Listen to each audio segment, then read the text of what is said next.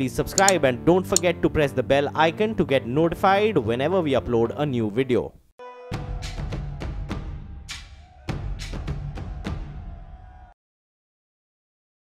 नमस्कार, मैं शीतल नादल। साल 2014 में बीजेपी के दो बड़े चेहरे यानी प्रधानमंत्री नरेंद्र मोदी और वर्तमान अध्यक्ष अमित शाह ने एक लक्ष्य रखा था। यह था कांग्रेस मुक्त भारत। साल 2018 आते आते बीजेपी इस मकसद के काफी करीब पहुंच चुकी है। अब आने वाले साल में 4 राज्यों में चुनाव होने हैं। अमित शाह के इन राज्यों को जीतने के लिए रणनीति बना ली है, लेकिन साल 2018 में अगर ये रणनीति कामयाब होती है तो बीजेपी अपने सपने के काफी करीब पहुंच जाएगी।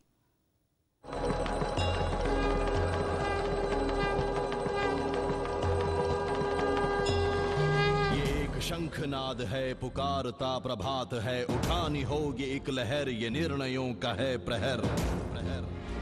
ये देश तेरा स्वप्न है, पहचान है, अभिमान है, जो हृदय में धड़क रहा वो तेरा स्वाभिमान है। जो झुक न जाने ना कभी, हर फैसला जो ले अभी, जो लौह के इरादों से रचने को तैयार है। तू निर्णयों की नाव चुन, वही तो सच्ची नाव है, जो पार लेके जा सके वही तेरा चुनाव है, वही तेरा चुनाव है।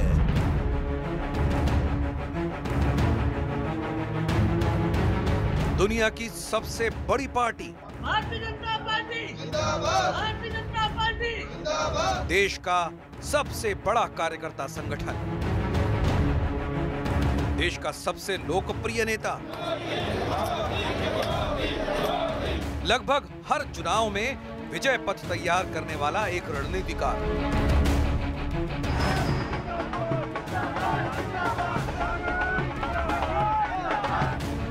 ये आज की बीजेपी का परिचय पत्र है और इस परिचय का मुख्य चेहरा है प्रधानमंत्री नरेंद्र मोदी। वही मोदी जिन्होंने गुजरात और हिमाचल की धरती जीतकर वहां भी भगवा झंडा लहरा दिया।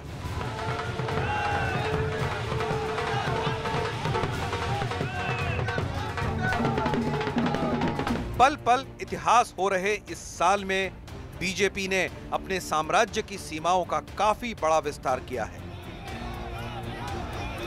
इसीलिए जीत से उत्साहित बीजेपी कार्यकर्ताओं ने अपने विजेताओं को सिर माथे बैठा लिया। बीजेपी दफ्तर कई साल से ऐसे ही उत्सवों का गवाह बन रहा है, क्योंकि देश का सबसे बड़ा सियासी चेहरा और आज के दौर का सबसे बड़ा चुनावी रणनीतिकार बीजेपी का अजय रथ हाँक रहे हैं।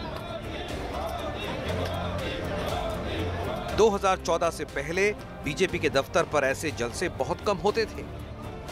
इन जलसों की शुरुआत हुई 2014 से।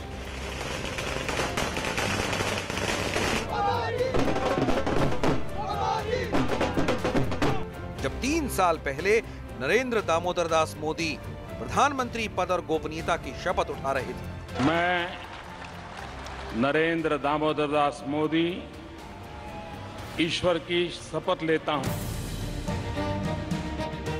ठीक इसी जीत से पहले और जीत के जश्न में भी नरेंद्र मोदी ने एक और शपथ उठाई थी, जिसका लक्ष्य था विश्वासघात करने वालों को सजा दोगे, ये विश्वासघात वालों को उखाड़ के फेंक दोगे, चुन चुन के साफ कर दोगे। कांग्रेस मुक्त भारत का सपना हिंदुस्तान साकार। नरेंद्र मोदी के साथ साथ उनके सबसे भरोसेमंद अमित शाह ने भी उस दौरान प्रण लिया था। कांग्रेस मुक्त भारत 2014 नरेंद्र मोदी और बीजेपी के सुनहरे युग की शुरुआत बनकर आया था। 2014 में बीजेपी मध्य प्रदेश, छत्तीसगढ़, गोवा और गुजरात में अपने बूते डटी थी, तो 2 और राज्यों पंजाब और नागालैंड में अपने सहयोगियों का हाथ थामे हुए थे। 2014 में भारत के नक्शे पर भगवा छींट बराबर दिखता था और बाकी देश के बहुत बड़े हिस्से पर कांग्रेस राज कर रही थी, जबकि देश के सबसे बड़े राजनीतिक सूबे पर समाजवादी पार्टी का कब्जा था।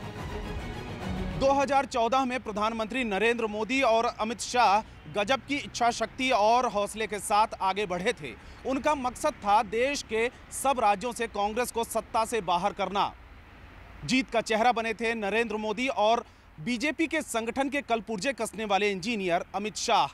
इसी मेहनताना का नतीजा है कि कभी देश के एक छोटे से हिस्से में सिमटी बीजेपी आज देश के सबसे बड़े भूभाग पर राज कर रही है। 2014 से 2017 तक बीजेपी ने कांग्रेस को 8 राज्यों से उखाड़ फेंका। आज बीजेपी अकेले अपने दम पर उत्तर से लेकर दक्षिण तक और पूरब से लेकर पश्चिम तक कुल 14 राज्यों पर राज कर रही है, जबकि अपने सहयोगियों के साथ बीजेपी 5 राज्यों में शासन चला रही है। अब अगर भारत के नक्शे को गौर से देखा जाए तो सिर्फ 5 राज्यों में कांग्रेस बची है और बाकी 6 राज्यों में देश के दूसरे दल।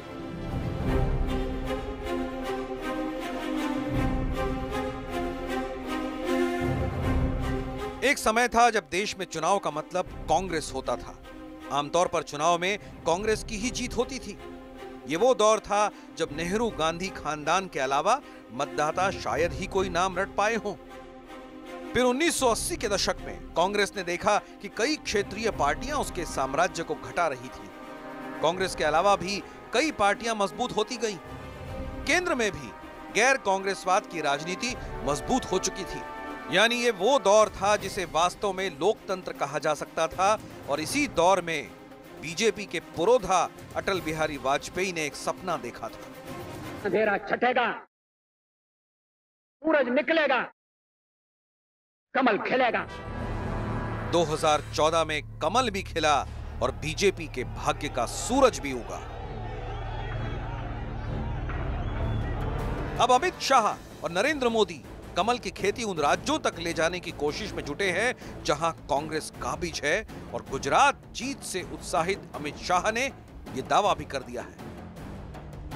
एक जातिवाद, दूसरा वंशवाद और तीसरा वोट बैंक के लिए तुष्टीकरण, तीनों नासुरों को देश की राजनीति से मुक्त करने का एक प्रयास कर रहे थे। और उत्तर प्रदेश के बाद अब गुजरात के चुनावों ने यह सिद्ध कर दिया है कि देश का लोकतंत्र अब लगभग ये तीनों नासुरों से मुक्त होकर पॉलिटिक्स ऑफ परफॉर्मेंस के नए एरा के अंदर एंटर हो रहा है। जो परफॉर्म करेगा, जो विकास करेगा, जो जन आकांक्षाओं की पूर्ति करेगा, उसी को लोकतंत्र के अंदर जीत मिलेगी। 2019 के लोकसभा चुनाव से पहले कई राज्यों में विधानसभा चुनाव होने हैं। खासकर 2018 में उन राज्यों में चुनाव हैं जहां कांग्रेस और दूसरी पार्टियों का राज है। कांग्रेस शासन वाली कर्नाटक विधानसभा का कार्यकाल 2018 के मई महीने में खत्म होने वाला है। यहां अप्रैल मई के बीच चुनाव कराए जा सकते हैं, जबकि उत्तर पूर्व के राज्य मेघालय और त्रिपुरा में विधानसभा चुनाव फरवरी या मार्च में हो सकते हैं। अमित शाह ने कार्यकर्ताओं के सामने इन राज्यों को जीतने का लक्ष्य रखा है। 25 साल से यहाँ जो सरकार चल रही है ना, किसकी चल रही है भाई? सीपीएम की सरकार चल रही है। इसने त्रिपुरा में विकास के नाम पर बड़ा जीरो किया है, जीरो। जो सरकार विकास नहीं कर सकती उसको क्या करना चाहिए बताइए? क्या करना चाहिए? अरे बदलना नहीं चाहिए, सरकार को फेंक देना चाहिए। बीजेपी का कांग्रेस मुक्त भारत का जो कैंपेन है वो उसको उन्होंने कभी छुपाया नहीं है, उसको बड़ी बोल्डली उन्होंने उस चीज़ को कहा है। तो निश्चित रूप से इन दोनों राज्यों में कांग्रेस को सत्ता से बेदखल करने के लिए बीजेपी भरपूर प्रयास करेगी और वो प्रयास ये कर भी रहे हैं इन दोनों राज्यों में। गुजरात में तो भाजपा लंबे समय से सरकार में थी, कहा जा रहा था कि वहाँ सत्ता विरोधी लहर भी है, कांग्रेस की ओर से उसका फ़ायदा उठाने की कोशिश भी हुई, आंदोलन भी हुए, आरक्षण जैसे कुछ संवेदनशील मुद्दे भी आए। तो उस लिहाज से तो गुजरात कठिन था। कर्नाटक में तो कांग्रेस की सरकार है, सिद्धरमैया वहाँ कांग्रेस के मुख्यमंत्री हैं, जिनको लेकर के कांग्रेस के अंदर ही गुटबाजी चल रही है। बीजेपी ने सबसे पहले कर्नाटक को कांग्रेस के हाथ से छीनने की तैयारी की है। दक्षिण का द्वार कहे जाने वाले कर्नाटक में बीजेपी को सत्ता में वापस आने का पूरा भरोसा है। पूरे देश के नक्शे पर कर्नाटक ही एक ऐसा बड़ा राज्य है जो कांग्रेस के पास है, लेकिन बीजेपी को लग रहा है कि 2018 चुनाव के बाद वो भी भगवा दिखेगा और उसके बाद कोई भी बड़ा राज्य कांग्रेस के पास नहीं रहेगा। येदियुरप्पा को हटाने के फेर में बीजेपी कर्नाटक से हाथ धो बैठी थी, लेकिन अब वो घोषित नेता हैं। खुद अमित शाह भी कर्नाटक को लेकर गंभीर हैं। कर्नाटक चुनाव प्रभारी प्रकाश जावड़ेकर महीने भर से लगातार दौरे कर रहे हैं। 31 दिसंबर को बेंगलुरु में अमित शाह कार्यकर्ताओं के साथ बैठक भी कर रहे हैं। बैठक में सभी सांसदों और विधायकों को भी बुलाया गया है। इसमें कर्नाटक चुनावों से जुड़े सभी नेता भी मौजूद रहेंगे। यानी 2017 से ही 2018 का लक्ष्य तय कर लिया गया है। भारतीय जनता पार्टी का जो कैंपेन बना है वहाँ पर, उसमें हर तरह के मुद्दे होने वाले हैं। वहाँ पर किसानों का मुद्दा होने वाला है, वहाँ पर वाटर क्राइसिस का मुद्दा होने वाला है, वहाँ पर लॉ एंड ऑर्डर का मुद्दा होने वाला है, वहाँ जो अर्बन मैनेजमेंट है, वहाँ पर कर्नाटक में बेंगलोर जैसे बड़े शहर हैं। तो इन सारे मुद्दों को लेकर बीजेपी अपना एक कैंपेन बनाने वाली है। BS येदियुरप्पा जो एक समय में भाजपा छोड़कर चले गए थे, दोबारा जब वापस आए हैं तो वो एक प्रभावी लीडर माने जाते हैं। वहाँ का जो सबसे प्रभुत्व वाला जो समुदाय है लिंगायत, उसका वो नेतृत्व करते हैं। और आप ध्यान देंगे कि पिछले 7-8 महीनों में वो 2 बार पूरे कर्नाटक का दौरा कर चुके हैं। दक्षिण और पूर्वोत्तर के चुनाव में भी चेहरा नरेंद्र मोदी ही होंगे। पार्टी की तैयारी भी लगभग पूरी हो चुकी है।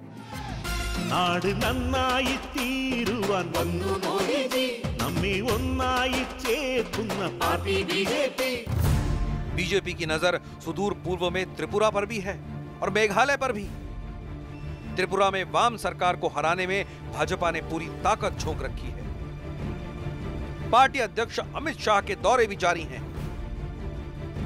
पीएम मोदी की रैलियां भी दोनों राज्यों में हो चुकी हैं। पूर्वोत्तर के सबसे बड़े राज्य में भी 3 दशकों से सत्ता पर काबिज वामपंथी सरकार को हिलाने की तैयारी में बीजेपी पूरी ताकत से लगी है। त्रिपुरा में वामदल की सरकार है, उसको एक कड़ी टक्कर मिलने वाली है। आप उसके एक बैकग्राउंड को देखें कि पिछले जब से भारतीय जनता पार्टी केंद्र में सत्ता में आई है, उन्होंने आसाम में एक बड़ा कैंपेन चलाया। उन्होंने कांग्रेस के जो एक बड़े रणनीतिकार थे वहाँ पर, हेमंत बिश्व शर्मा, उनको तोड़ के अपने में मिलाया। उसके बाद बीजेपी मणिपुर में सरकार बनाती है। अरुणाचल में कांग्रेस में टूट फूट हुई और अरुणाचल में आज भारतीय जनता पार्टी की सरकार है।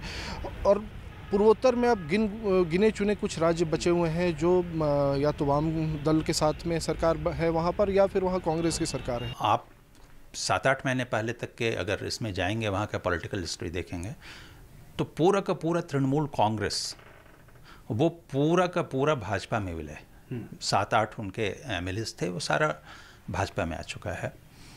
आज के दिन वहाँ लड़ाई हो गई है भाजपा और वाम में। ये कहने को बहुत छोटे छोटे राज्य हैं, लेकिन अगर बीजेपी इन राज्यों में सरकार बनाने में कामयाब हो जाती है तो ये अब तक के सबसे बड़े विस्तार का सबूत होगा, क्योंकि बीजेपी अब तक इतनी ताकतवर कभी नहीं हुई थी। हालांकि आने वाले साल के अंत में चुनाव बीजेपी शासित राजस्थान, मध्य प्रदेश और छत्तीसगढ़ में भी हैं। यहाँ पर एंटी इनकम्बेंसी हावी हो सकती है। मध्य प्रदेश और छत्तीसगढ़ में 15 साल से पार्टी की ही सरकार है। यहाँ पर कुछ उपचुनाव में भी हार का सामना करना पड़ा है। फिलहाल पार्टी उतनी दूर की नहीं सोच रही, लेकिन इन राज्यों के स्तर पर चालें चलनी शुरू की जा चुकी हैं। बीजेपी शासित राज्यों में एंटी इनकम्बेंसी को कैसे दूर रखना है, इसके लिए गरीबों और किसानों के लिए बड़े बड़े ऐलान करने की तैयारी है।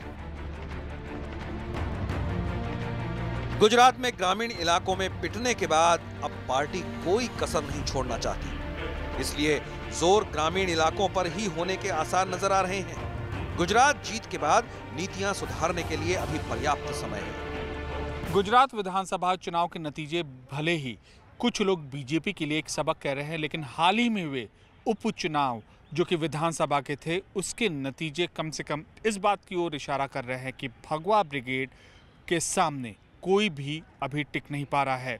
एक तरफ जहां बीजेपी ग्रामीण इलाकों में अपना जनाधार तेजी से बढ़ा रही है, वहीं असम के बाद अब अरुणाचल में भी तेजी से वो अपने पांव जमा रही है और बंगाल में खामोशी से उसने ममता बनर्जी की घेराबंदी शुरू कर दी है।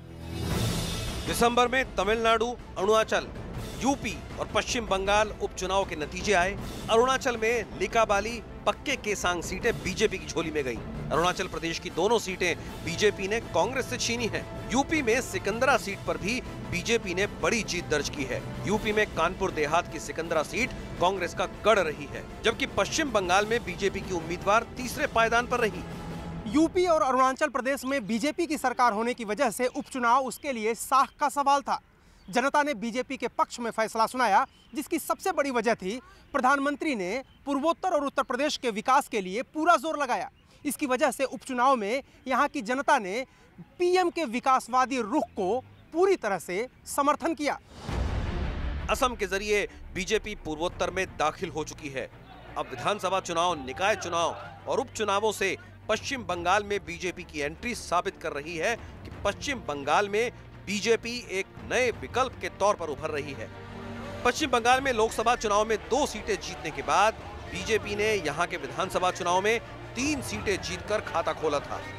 पश्चिम बंगाल में बीजेपी का मत प्रतिशत 10% हो गया है। सबांग सीट उपचुनाव में बीजेपी की अंतरा भट्टाचार्य कांग्रेस को पछाड़कर तीसरे नंबर पर रही। अंतरा को 37,476 वोट मिले, जबकि चौथे स्थान पर रही कांग्रेस को सिर्फ 18,060 वोट ही मिले। साल 2016 में बीजेपी को महज 5,600 वोट मिले थे, जो बढ़कर अब 37,000 के पार पहुंच गए।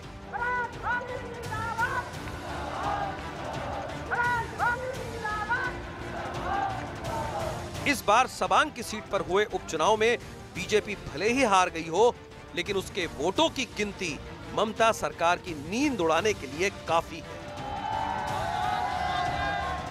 बीजेपी को उम्मीद है कि भारतीय राजनीति का इतिहास एक बार फिर दोहराया जाने वाला है। कभी कांग्रेस भारत के नक्शे पर दिखती थी और आज बीजेपी उसी दौर की ओर तेजी से आगे बढ़ रही है। 2018 ये तय कर देगा बीजेपी के खाते में इस साल क्या लिखा है।